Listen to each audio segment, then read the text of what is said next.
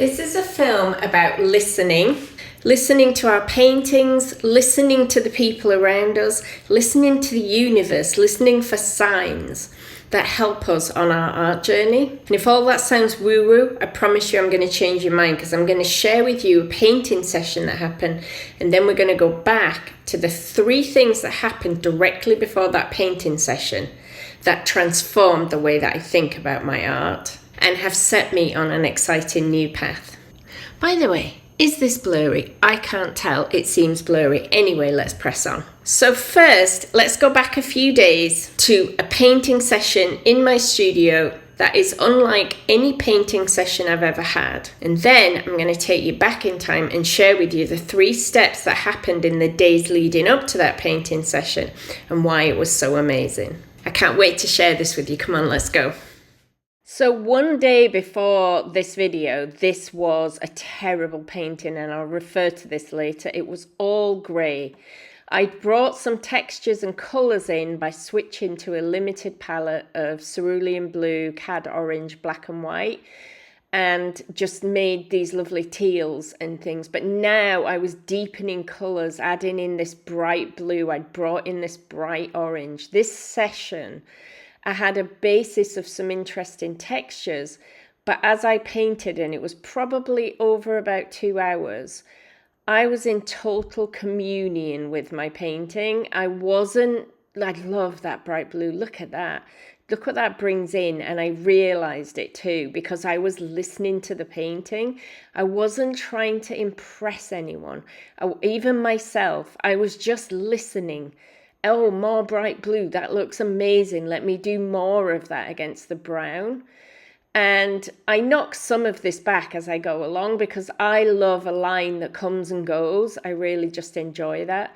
But again, that was me listening as I worked through it. And I can't quite explain what was different about this session than others, other than to say, I am completely lost in the painting, in tune with what's happening, in tune with myself, without regard to the fact that the camera's switched on, without regard to thinking, although I am bringing in contrast, thinking about composition. All of that is happening in the background, right? We can't turn that off if we know what we're doing.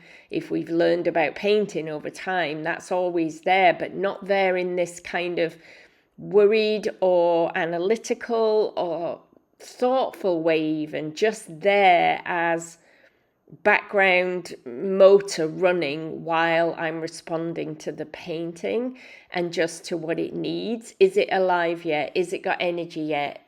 Is it breathing yet? And I'll talk about all this later. I'm speeding up this just to show you there was a lot of back and forth, a lot of adding and subtracting. And even at the end of the filming session, and where I took the photograph that I'm going to share with you of myself, there was another stage to the painting, which I'll also share. But I wanted, if I could possibly describe to you what this feeling was, it was total communion with my own emotions, with my own self throughout all of the years. Little me, teenage me, young adult me, me now. All of that was in this process, plus the painting. It was just a marvelous, marvelous feeling. At the end of that session, I took some photos of myself with the painting, and I think you can see how pleased with myself I felt. And this is where it ended up just a few minutes later. Just wanted to add more of that line work and mark making, and perhaps those black marks in the white area I might tone down slightly, but otherwise this is exactly what I'm going for. And how I got here is going to be the story of the rest of this video, because this isn't the prettiest painting I've ever made, but I think it might be my most powerful. Hi, I'm sitting in my kitchen, just been doing some journaling on a Saturday morning, and there's something I wanted to talk about. In my last diary video, I talked about finishing paintings, and I talked about putting things aside when they feel alive, and I said, because maybe they just might be finished. And this week, I've taken that realization a bit further and also slightly shifted it, because I'm not sure that finishing paintings is actually what I'm interested in. I'm just really thinking about things really differently. So what changed? Well, as I said at the beginning of the video, 3 things happened in quick succession and added up to a true light bulb moment for me. So here's what happened. I had spent a day on and off, a few hours here and there, working on a large canvas that had been many things over the last few years. And all of the different things it was were never satisfying to me. It would get so far and there'd just be something about it that I was like, nope, that's not what I'm going for. Usually the problem was that it was too pretty. And here's a phase that it got to, I think before Christmas 2024.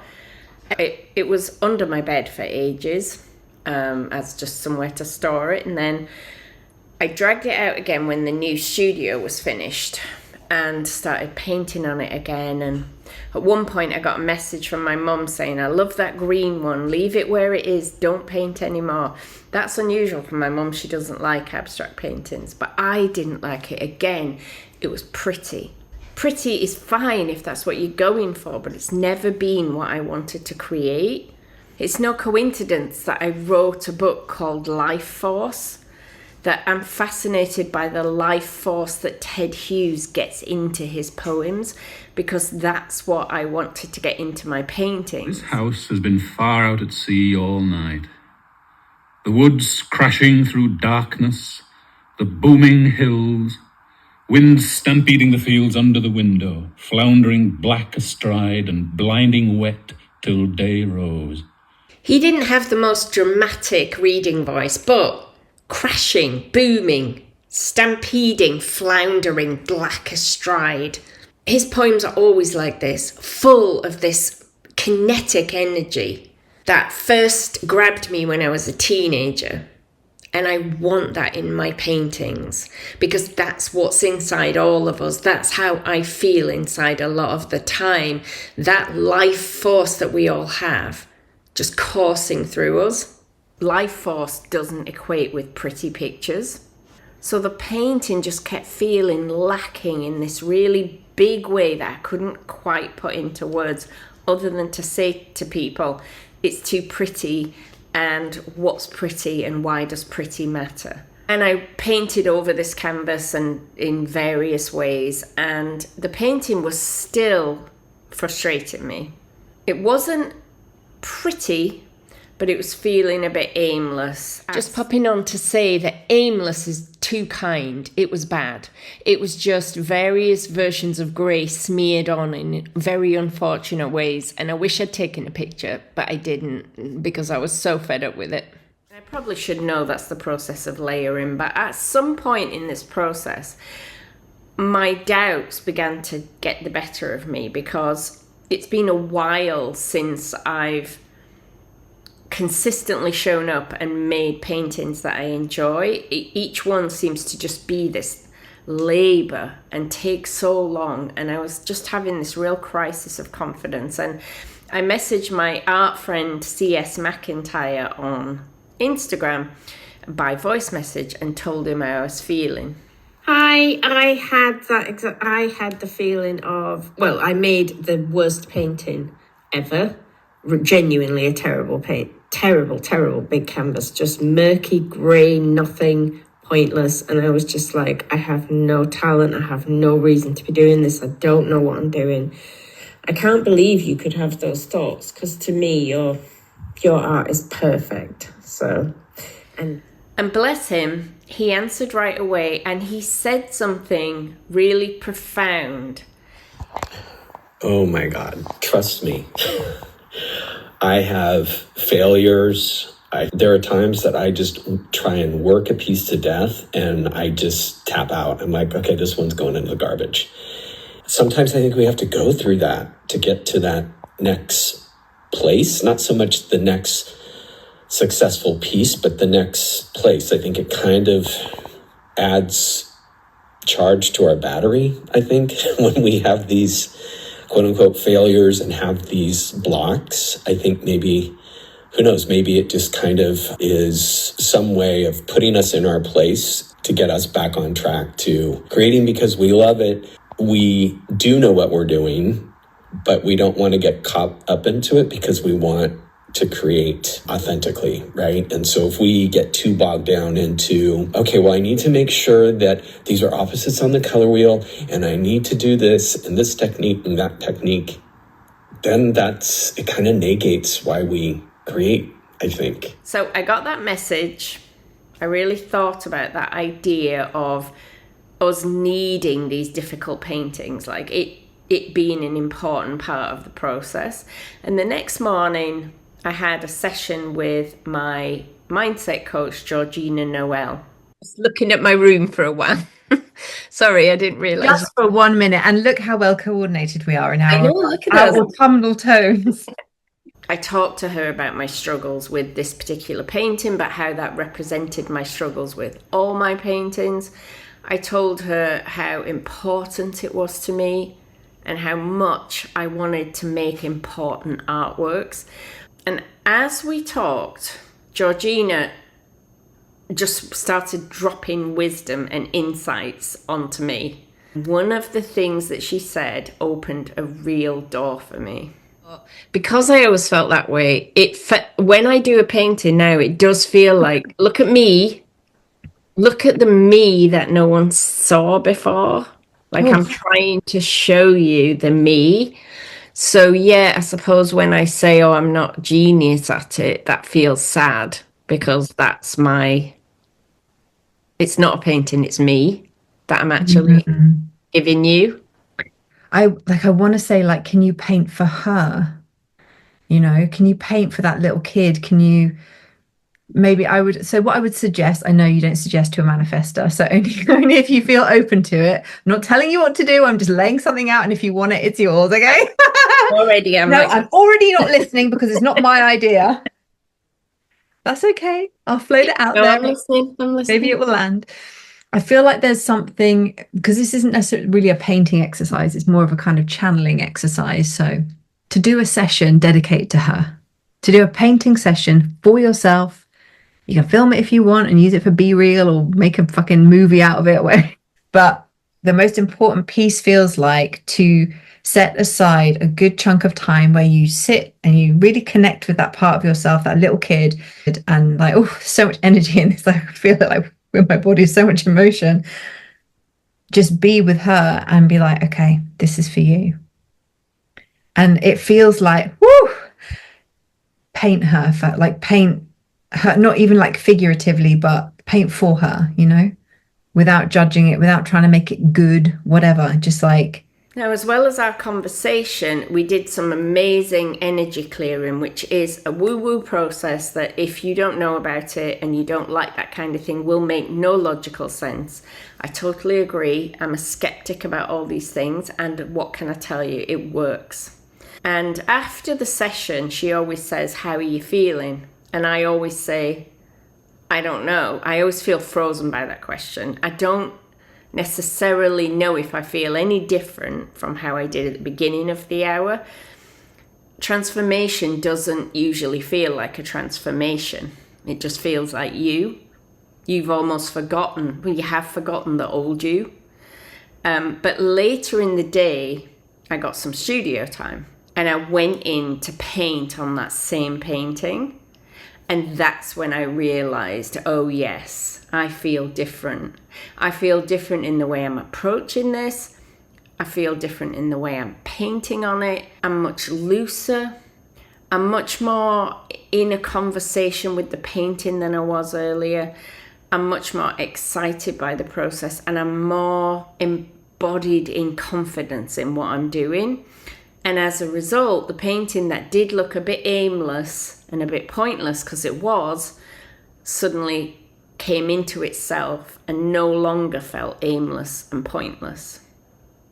And of course, you've already seen it. That's this one. And there's a word that Georgina brought up to me on our call. She said, as I was talking about what I wanted my art to be and how confident I wanted to feel about it, She said, there's a word that's coming into my mind. Do you know the word that's coming through is undeniable? We want your work to become undeniable. Yes. Yes. That's it, isn't it? I'm writing it down. It's Yeah. the frequency of undeniable. We want your work to be like, even if people hate it, it is undeniable that this woman, oh, I'm getting all the goosebumps, And that that's this what woman is Tracy something Emin is. special. Yeah. Yeah, Tracy Emin is undeniable. You might hate or love what she does, but you can't ignore her. Yeah. Yes, undeniable is the feeling I wanted. And when I look at myself standing in front of this painting, which at that point wasn't quite where I'm leaving it, I felt it was undeniable. That painting has a power that some of my others do not, or most of my others do not. And I don't think it's as far as I can push undeniable, but I feel like we take baby steps where we want to go. So that was step 2, Georgina, this painting. Then step 3 was I came across this YouTube video. Video is called The Art of Letting Go with Rizaldi Jr. He's the artist who's being interviewed, who's painting on this video. They're talking about the creative process. And this artist talked about how he knows when to stop a painting. And my mind... Oh, that's a very interesting question. When does it come to life? And like, is that the time to let it go? Like, as soon as it comes to life? You could chase too much realism and then it just... Yeah, and then you kill it. Yeah. Or maybe it was alive earlier, in the earlier stages, and you killed it. Yeah. That is the reality of things. It's a very frustrating reality. And it's like, why? If it says what I wanted to say, then why keep working on it?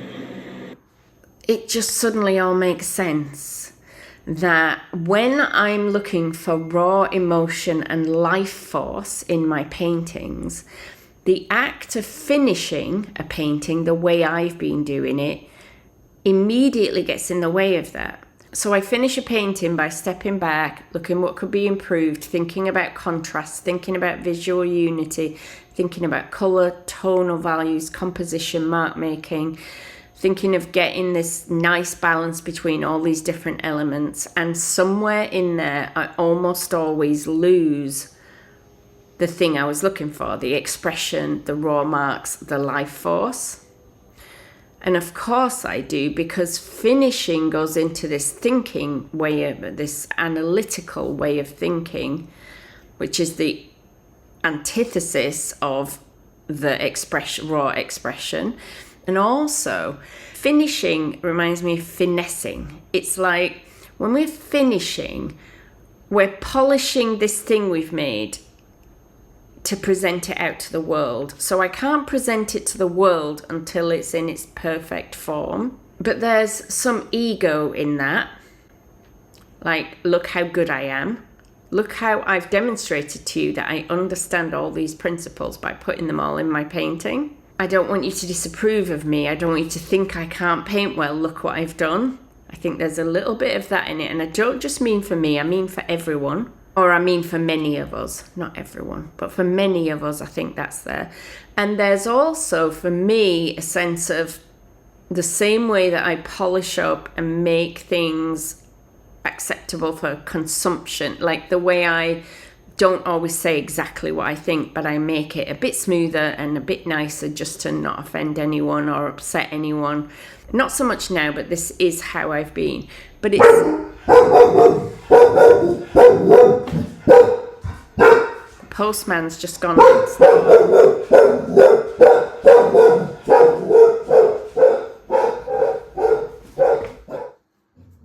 He's not even here, is he? Is he here? No. No. He's not coming to our house. Oh. Right.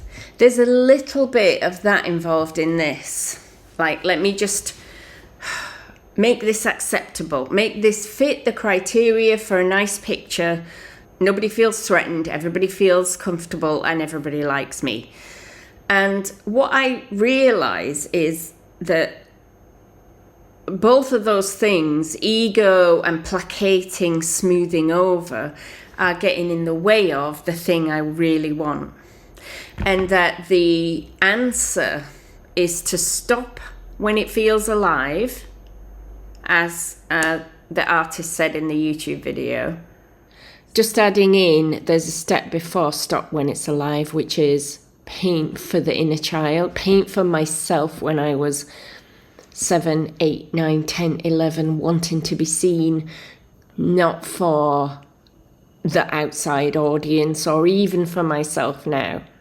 Paint for her, and then stop when it has that life force. The clue was in the book I wrote in 2020. I just wasn't listening to myself. Stop when it has the life force. It may be ugly, it may be an unresolved composition, it may be unbalanced, it may have the wrong colours. Stop when it has some life and energy. Build up a giant collection of these things. I have the space, I can do that. And then let someone else decide what's good or bad. Let me make my own art undeniable to myself. Let me not deny what comes out of me by finessing it, tidying it up. It's so much more fun to paint that way. The session I had making this painting was amazing. And I don't think this is the greatest abstract painting that's ever existed, but I think it might be one of my most powerful paintings. And that's because it's honest, and I was totally present with the painting and not involved in thinking about making it good for anybody else's consumption. Making an attractive picture to hang on someone's wall has never really appealed to me as a particularly important goal for my artwork. Much more the feeling of a painting that makes you go, oof, I feel that. That's what I want. And how can you go, ooh, I feel that, on something that's been polished and perfected and finessed and tidied? You can't. Maybe someone else can do it, but I can't. So I feel like there's this whole shift in the way I'm going to think about my creative process. Georgina's insights about getting back in touch with the little girl that wanted to be expressed, that feels really meaningful. And how I'll do that and how I'll get in that mindset, I don't know. But the criteria that I use to judge what I do is going to be so different now. And that's how the universe guided me when I started listening. 3 different messages from 3 different people all coalesced to just make things click into place. I think we always have to be watching out for these clues. Play with contrast in mind, stay tuned in and present, stop when it comes to life, and then maybe instead of finishing, it's about stopping. Maybe everything should be left unfinished. Life's never finished until it's finished, if you know what I mean. This was a good week. I'll see you again soon. Hey, Chloe. Hello. Hello, my rather beautiful, rather chubby cat. No, look how beautiful you are.